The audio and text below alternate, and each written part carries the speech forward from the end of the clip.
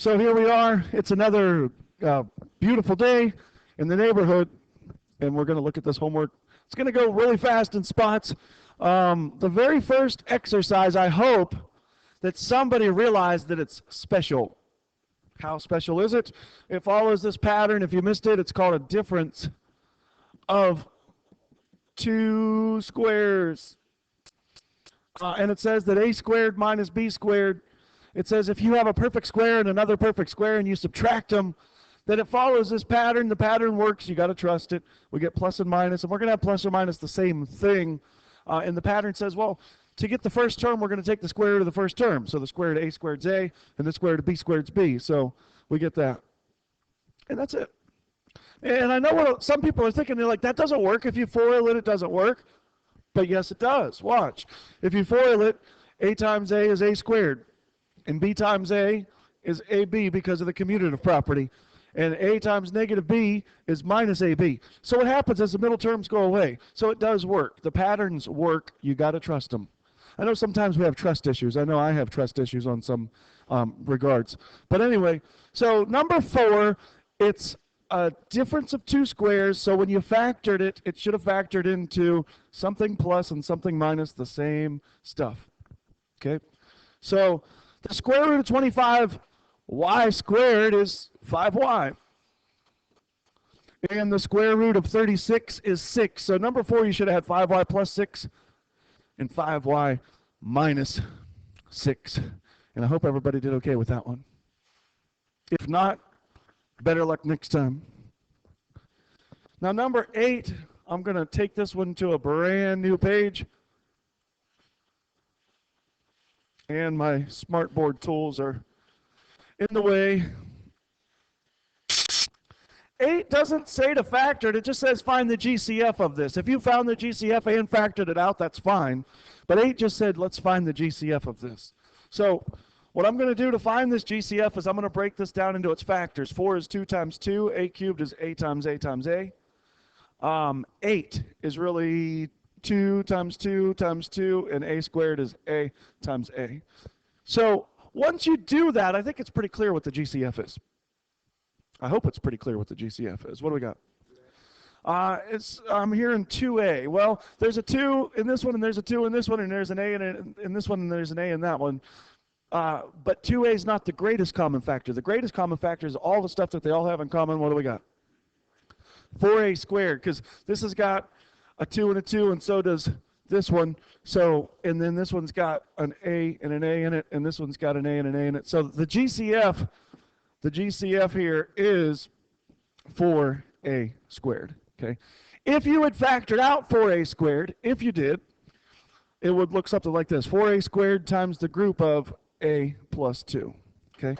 It didn't ask you to factor it out, but the answer we're looking for on number 8 is that the GCF is 4a squared. Questions, comments, concerns, short debates before we look at the next one? If not, here we go. Number 12 basically says something like this.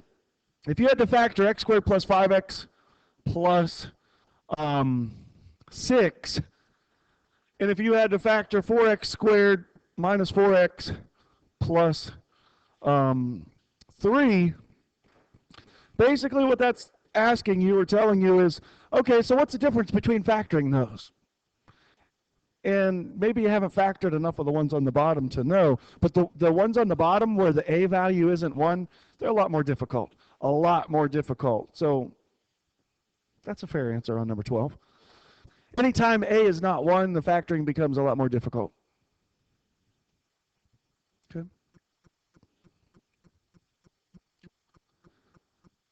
So I think we're ready to grow some wings and fly like the wind. Number 16 should go pretty fast. X squared plus 7x plus 10 is going to factor. We're going to get x plus 2 and x plus 5. We all have that?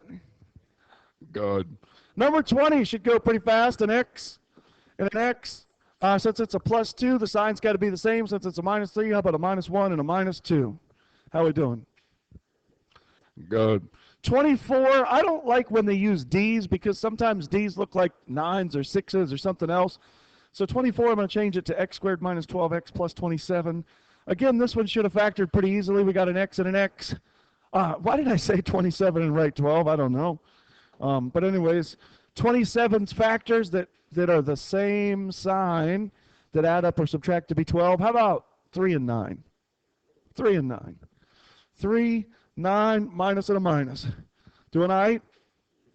So in this particular set, the only one that might have given you trouble is 28. It's negative x squared plus 3x plus 40. Did we remember what to do first on this one? You got to factor out or divide by a negative 1. So you bring that negative 1 out, and it leaves x squared minus 3x minus 40. The negative kind of goes along for the ride. Forget about it for a minute, and let's just try to factor. So we're going to go with an x and a 5 and an 8 and a minus on the 8 and a plus on the 5. And that's what you should have had for that one. Negative the quantity x plus 5 to quantity x minus 8. Now, somebody out there is thinking to themselves, what if I wrote negative 1 times x minus 8 times x plus 5? Is that okay? Sure it is. That's okay? That's okay. What if I wrote negative 1 times x plus 8 times x minus 5? Is that okay? No, it's not. Okay. So it's okay to switch the order of the binomials, but it's not okay to have the signs wrong. Everybody all right? Okay. Well, number 32, not only does it ask us to find the GCF, but then it actually wants us to factor the expression as well. So we got 3a squared and we got 9.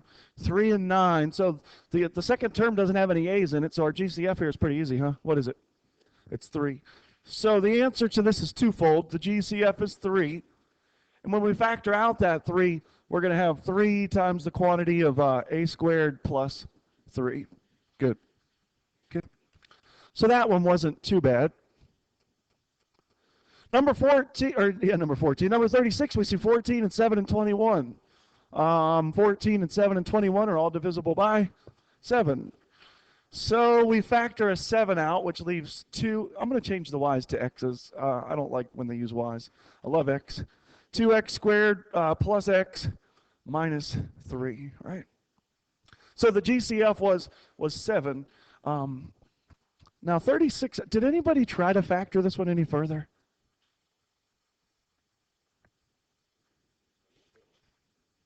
Let's see if 36 factors any further. So we got 7 times the quantity 2x squared plus x minus 3. Plus x minus 3.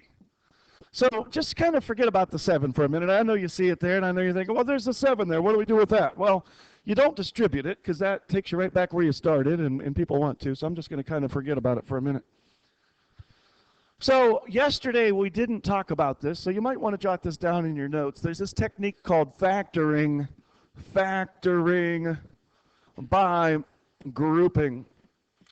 It is a mathematically, algebraically perfect way of factoring. It's really cool the way it works.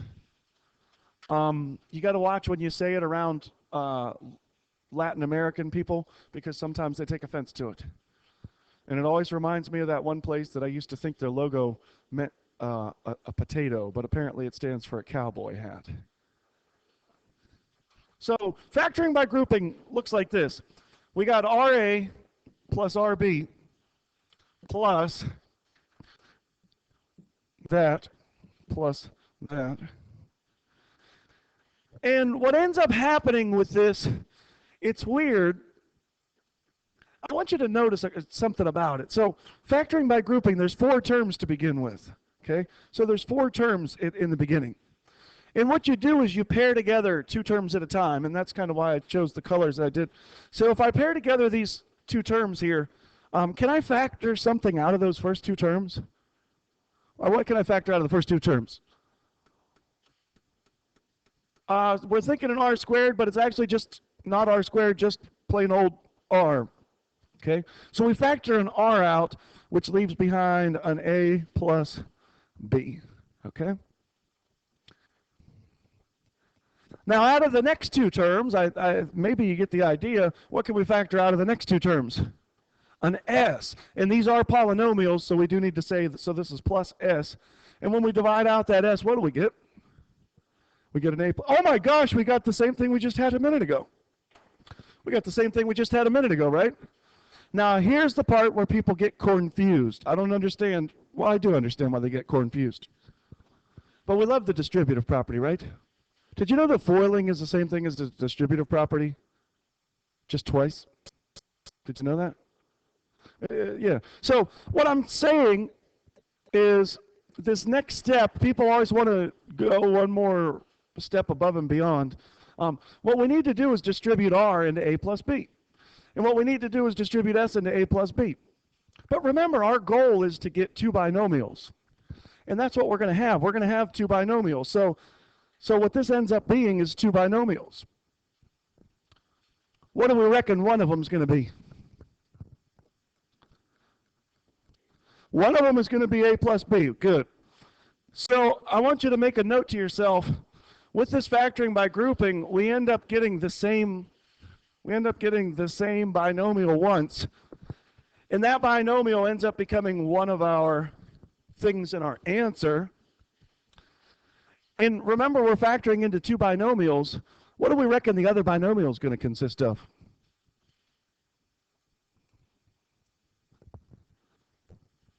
An R and an S. Good.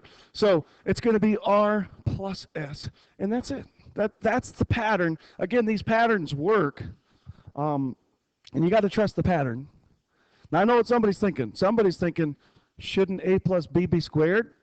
No, it shouldn't. Because if you square it, then you're going to end up with a cubic, and we're not dealing with cubics yet. That's chapter 5. Okay. So you're probably asking yourself, well, self, how does this apply to that last problem? Well, let's see. Let's see. Let's go split screen.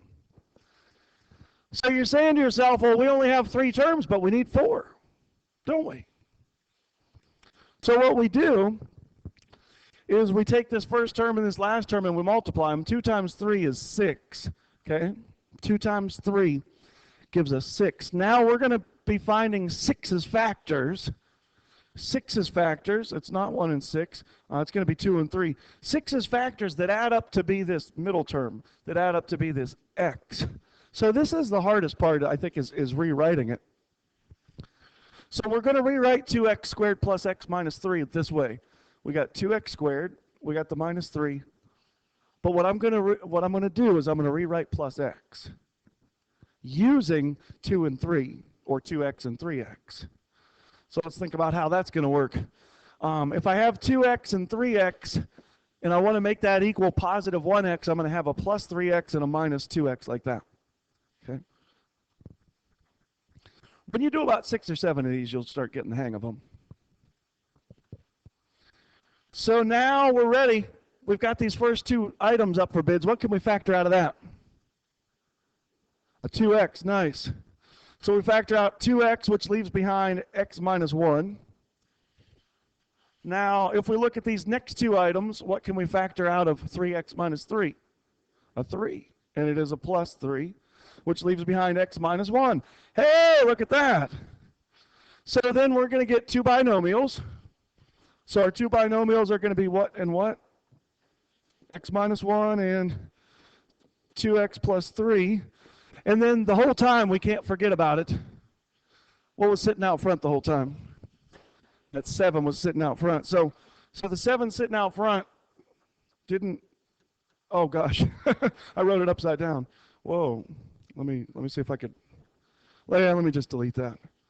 My smartboard tools are in the way.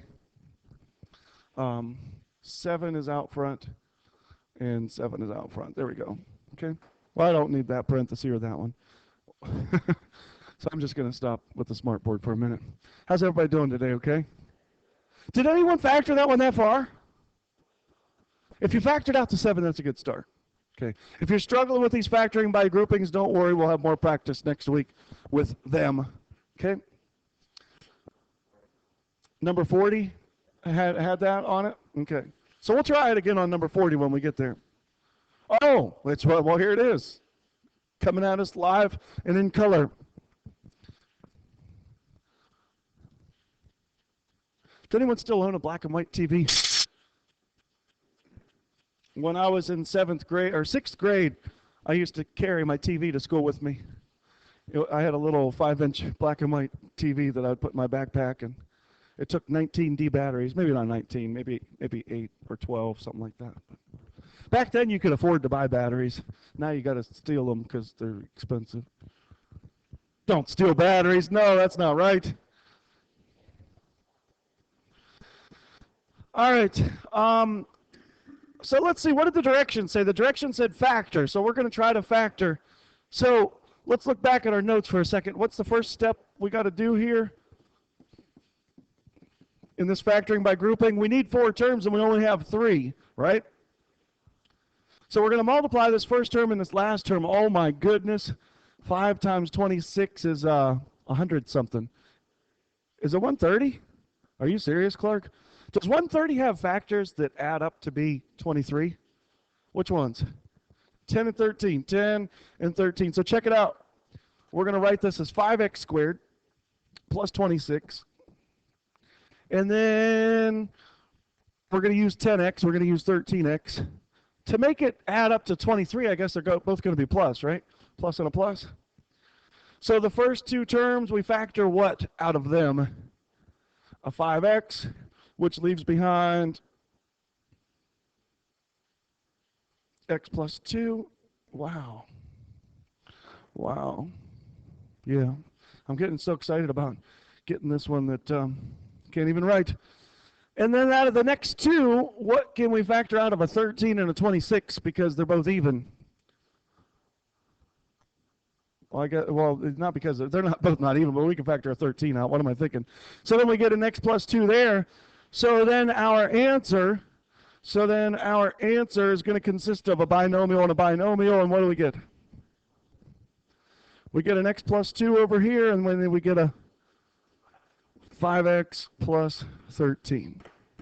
Okay, so that's factoring by grouping. It works.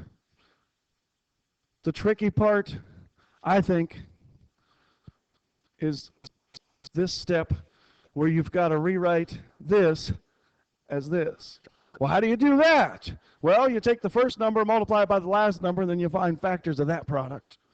Okay? Could you guess and check and get the answer right? You could.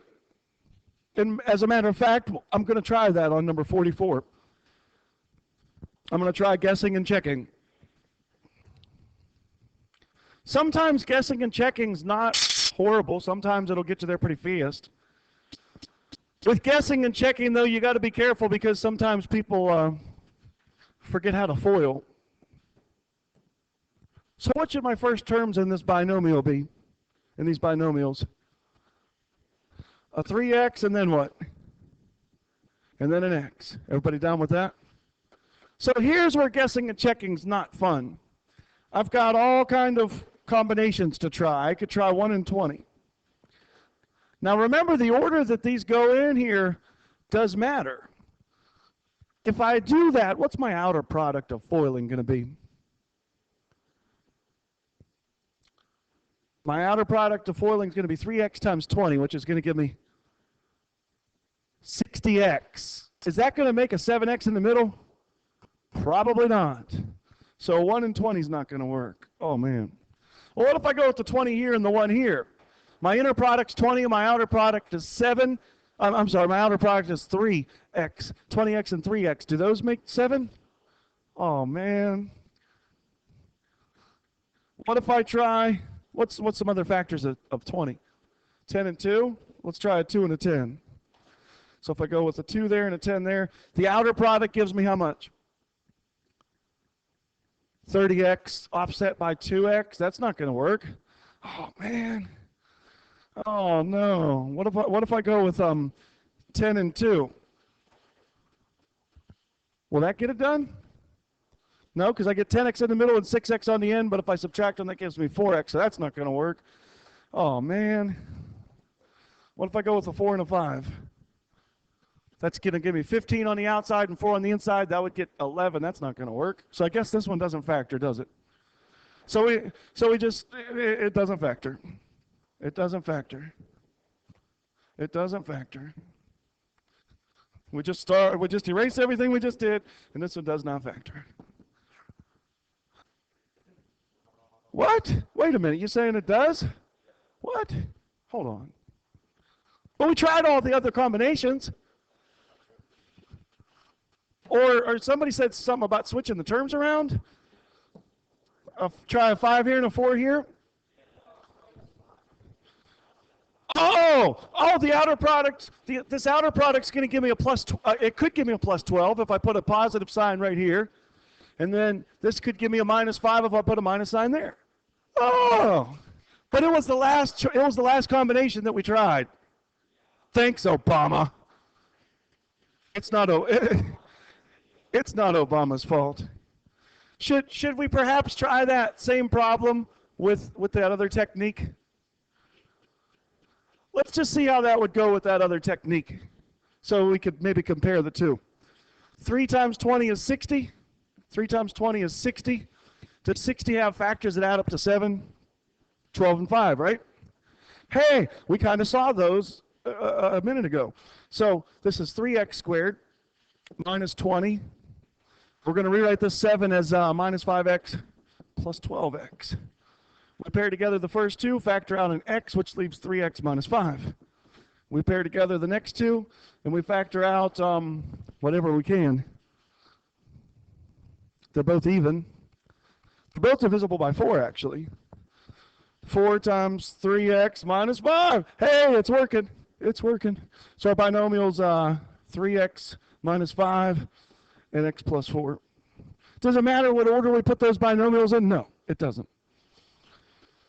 Like a Bose. We doing okay with this? I think I would love to start Monday off next week with a quiz over this. So, not because I want to ruin your weekend, just because I think it would be a good idea to study over the weekend. So, I should throw up a review on Math Excel. Did you just tell me I should throw up? Okay. So here we go. 48 says x squared minus 14x plus 49. Hey, wait a minute. Isn't 49 a perfect square? Yeah. So this is a special one. So if you forgot, a PST becomes a binomial squared. If you forgot the pattern, it's a squared minus 2ab plus b squared becomes a minus b, the quantity squared. That pattern works. You got to trust it. You got to believe it. You just take square roots. Here we go. X minus 7 quantity squared. Bam. That's it. But no buts. That's it. But it doesn't. Yeah, it does. But if I FOIL it, it doesn't eat. But it does. People want to make up crap. They want to say, well, this is x squared plus 49. Those people don't know how to FOIL. They don't know what they're doing. It really means it's x minus 7 times x minus 7, so it's x squared minus 7, x minus 7, x plus 4. Oh, it does work if I FOIL the right way. Yeah, you're right, it does. People call me the space cowboy. Some people call me the gangster of love. I speak of the pompatus of love, because never mind. 52. 52 is going to be the same thing. My first term is going to be the square root of the first term. What's the square root of 81z squared? 9z. And then what's the square root of 4? 2. Muy bien. Eso es. That's it. Everybody all right? But it doesn't FOIL out. How do you get a 36 in the middle out of that? It doesn't work. Yeah, it does. Remember, this is 9z plus 2. And 9z plus 2. You don't have to multiply this out, but you could. You won't, but you could. It's 81z squared plus 18z plus 18 more z plus, oh, it does, if you FOIL the right way. I want to make something as clear as I possibly can. If there is a quiz on Monday, believe it, this will be on there. X plus y the quantity squared, is not x squared plus y squared. It never has been, and it never will be. There's no exponent rule that works that way.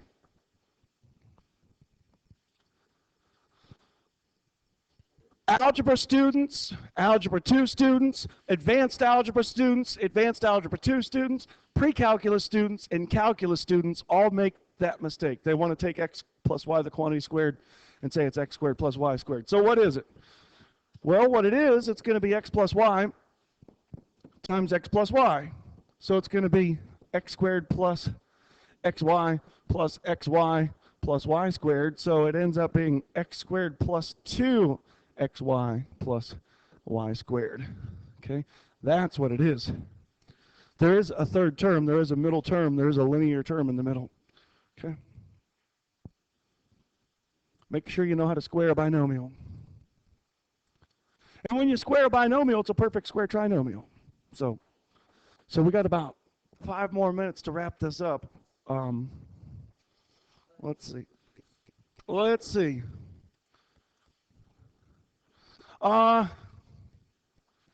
56, I'm going to come back to. 60, you factor a 4 out, which leaves an x squared minus 5x plus 6. Hey, that's one of the ones that we did in the notes yesterday. So then it's 4 times x minus 2 and x minus 3. Did anybody have 60 figured out? Nice, good. On 64, it's 2 times x squared minus 8x plus 16. Hey, 16's a perfect square. And the square root, so this is going to be 2 times x minus 4, the quantity squared.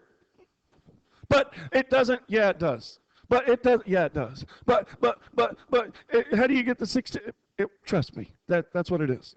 Okay. 68, we factor out a negative 6, which leaves behind x squared, is it plus 100 then? And then that's it.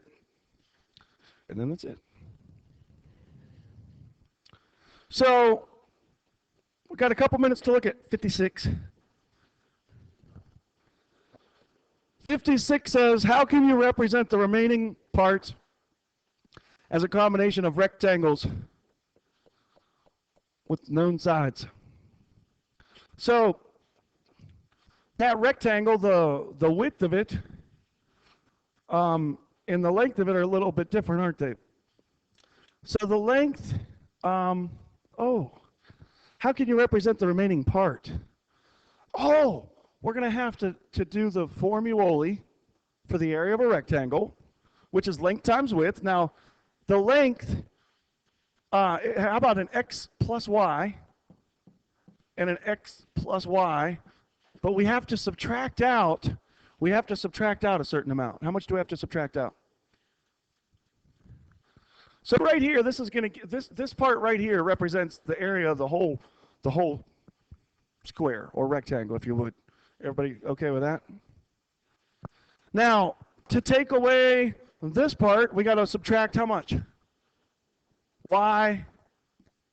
It is a square, so it's y squared. Okay? So if we had x plus y times x plus y minus y squared, it's going to be x squared plus 2xy plus y squared minus y squared, which that cancels that, so it's x squared plus 2xy. Or if you factor out an x, it's x times x plus 2y. And there it is. That's 56. It's been real. It's been fun. If you're in my Algebra 2 classes, expect a quiz on Monday. We'll probably review for 5 or 10 minutes and then have a short quiz on Monday.